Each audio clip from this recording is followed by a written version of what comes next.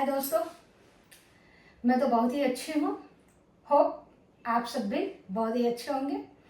तो जैसा कि मैं आप लोगों के लिए हल्के फुल्के मनोरंजक हास्य व्यंग कविताएं लाती रहती हूँ, तो आज मैं आप लोगों के लिए लेके आई हूँ। तो कुछ समसामयिक कविताएं लेके आई हूँ। तो जैसा कि दशहरा का मौसम है और दशहरा के समय पे मैंने सोचा कि रामायण से जुड़ा हुआ इससे संबंधित और क्या अच्छी कविता हो सकती है। तो मैंने इसी पहलू पे थोड़ा विचारणीय कदम के लिए मैंने ये कविता चुना है और आप लोगों के सामने पेश कर रही हूँ। तो इस कविता पाठ का आनंद लें।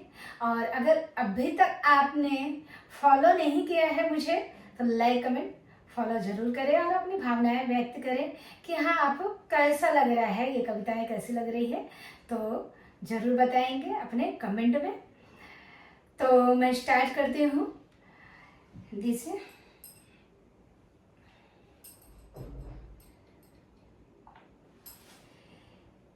ना राम है ना रावण है, ना राम है ना रावण है, ये कलयुग की रामायण है। ना राम है ना रावण है, ये कलयुग की रामायण है। युगों युगों से सुन रहे थे जो गाथा, वो बनके रह गई मनोरंजन का साधन है। युगों युगों से सुन रहे थे जो गाथा, वो बनके रह गई है मनोरंजन का साधन है।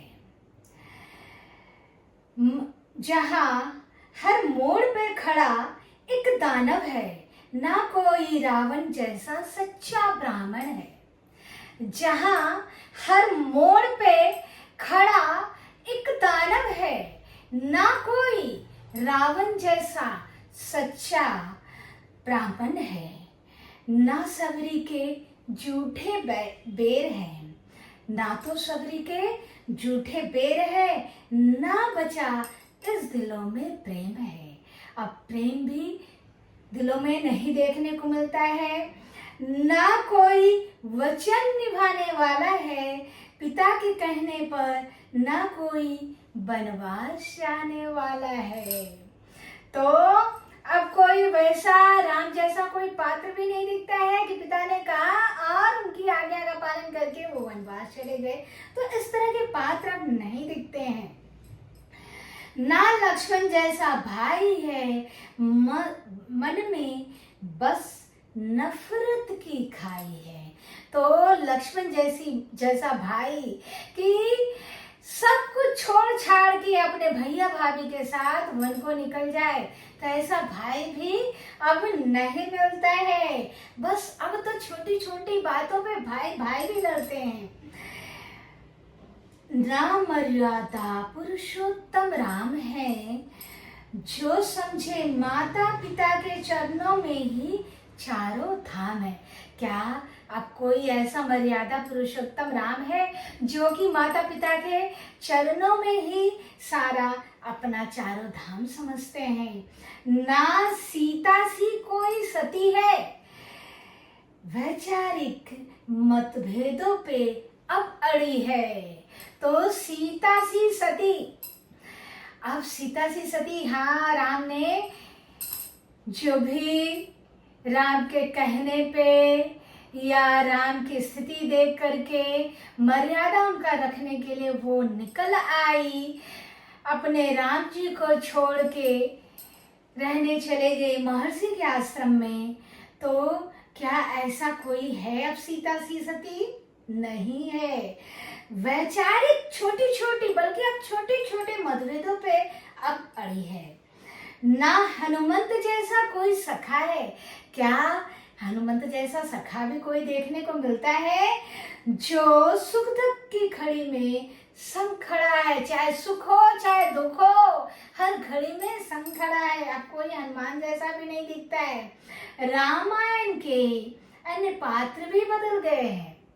तो रामायण के ये सारे पात्र भी बदल रहे हैं, अपना स्वरूप कलयुग का इंसान भूलता जा रहा है। तो ये जो कलयुग है आया हुआ, इसमें अपना स्वरूप कि हम इस तरह के, हमने इतनी कुर्बानियां दी, हमने इतने बलिदान दिए, इतने प्रेम, इतना त्याग किया है, तो सब अब भूल चुका है। तो कहता है रामायण के अन्य पात्र भी बदल रहे हैं, अपना स्वरूप कलयुग का इंसान भूलता जा रहा है, अपना मूल रूप भूलता जा रहा है।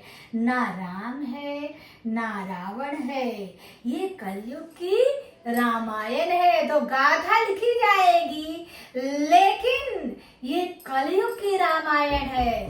ये सतयुग वाली रामायण कहीं विलुप्त हो चुकी है।